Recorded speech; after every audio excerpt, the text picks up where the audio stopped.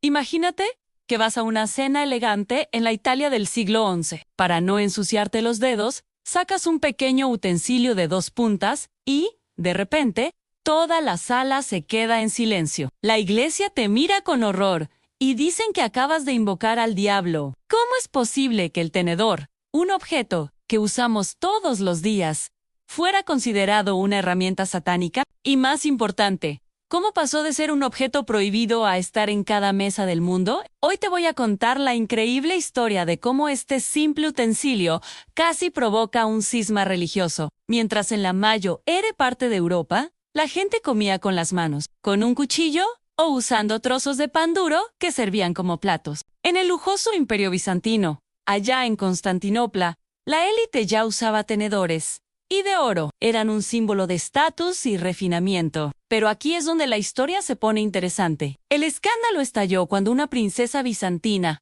llamada Teodora Ana Ducas, se casó con el dux de Venecia. Como Ira di Esperer, se llevó consigo sus costumbres refinadas y, por supuesto, sus tenedores de oro. Los venecianos, acostumbrados a la rusticidad, quedaron completamente en shock. Ver a la princesa llevarse la comida a la boca con ese pequeño instrumento metálico les pareció una afrenta. El mismísimo San Pedro Damián llegó a escribir que Dios, en su infinita sabiduría, nos había dado dedos naturales, y que era un insulto a él sustituirlos por unos ganchos artificiales para comer. Para ellos era un acto de arrogancia y una perversión de la naturaleza.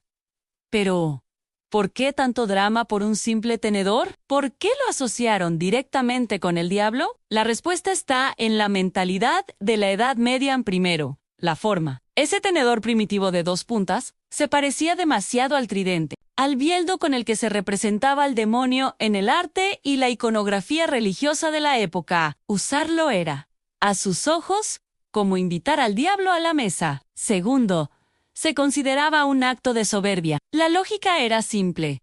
Si Dios te había dado manos y dedos perfectos para llevarte la comida a la boca, ¿quién eras tú para pensar que necesitabas una herramienta que te hiciera superior? Era visto como un rechazo a la creación divina. Y la historia de la pobre princesa, Teodora, no ayudó en nada. Poco tiempo después de su llegada a Venecia, murió de una terrible enfermedad degenerativa. Para la iglesia y el pueblo, esto no fue una coincidencia. Fue un castigo divino, una clara señal de que Dios desaprobaba su estilo de vida excesivamente lujoso y, sobre todo, el uso de ese instrumento diabólico. La leyenda del tenedor maldito acababa de nacer. Durante siglos, el tenedor quedó estigmatizado en gran parte de Europa. ¿Cómo logró entonces su gran regreso y conquistó el mundo? La respuesta no está en la higiene ni en la practicidad, sino en la moda.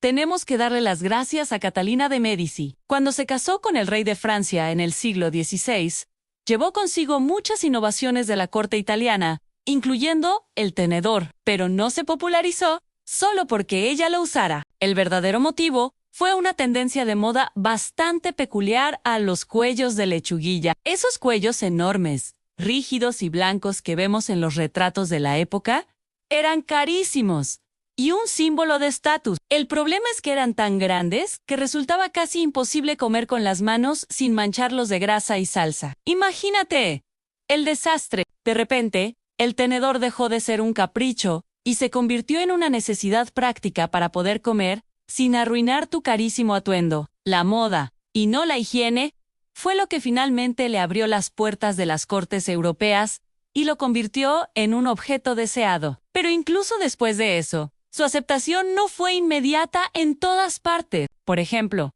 en Estados Unidos, hasta finales del siglo XVIII, el tenedor todavía era visto con recelo y se consideraba un objeto afeminado. Los hombres rudos y de frontera se enorgullecían de comer solo con su cuchillo, demostrando así su masculinidad. Les parecía un refinamiento innecesario y poco varonil. Así que, la próxima vez que estés en una cena y pinches un trozo de carne con tu tenedor, recuerda que estás usando un objeto revolucionario, un utensilio que fue considerado satánico, que causó escándalos internacionales y que fue visto como un símbolo de debilidad, antes de convertirse en el rey indiscutible de la mesa. Si no sabías esta historia y te ha parecido tan fascinante como a mí, dale a like y suscríbete, para convertirte en la persona más interesante en tu próxima cena. Cuéntame en los comentarios, ¿qué otro objeto cotidiano te gustaría que investigáramos? Nos vemos en el próximo video.